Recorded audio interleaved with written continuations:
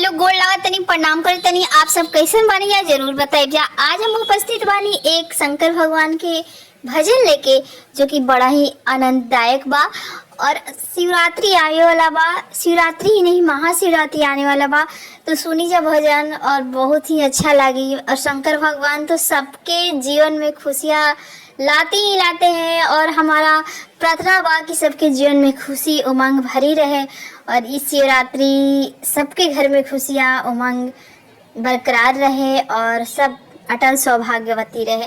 तो आज हम उपस्थित बानी शंकर भगवान के भजन लेके।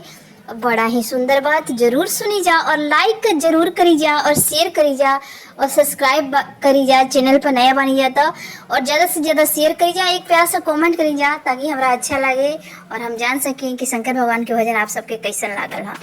कहाँ माने हाइनी शिवाजी कहाँ छूटल झोरी रे, यारी भांगिया धतुरावा शिवाजी भाइनी जेवानार रे, आरे भांगिया धतुरावा शिवाजी भाइनी जेवानार रे। कहाँ माने हाइनी शिवाजी कहाँ छूटल झोरी रे, आरे भांगिया धतुरावा शिवाजी भाइनी जेवानार रे।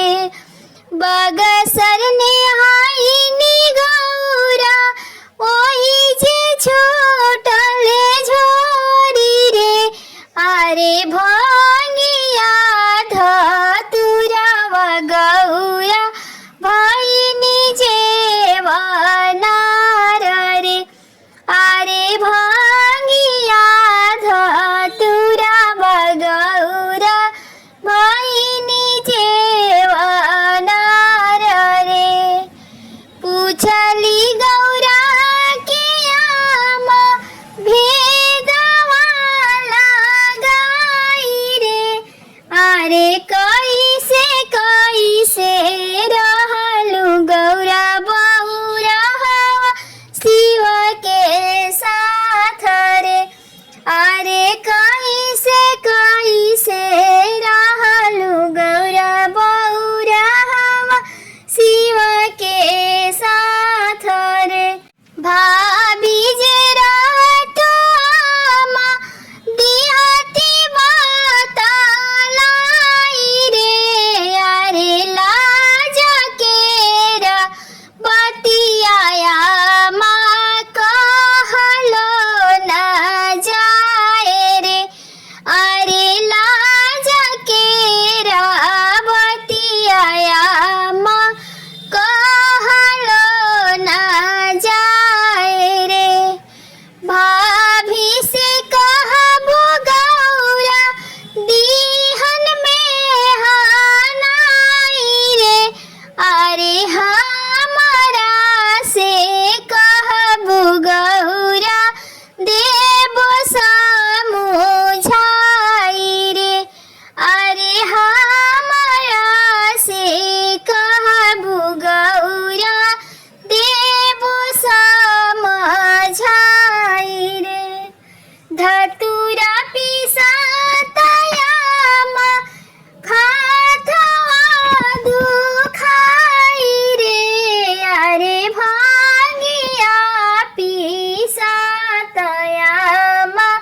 घूमेला का पार रे।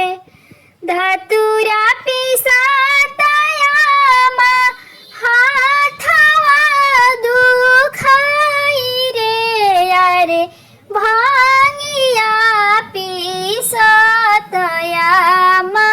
घूमेला का पार रे, आरे वही से रहनिया माँ बौरा हवा शिव के साथ रे, आरे वही से रहनिया माँ बौरा हवा शिव के साथ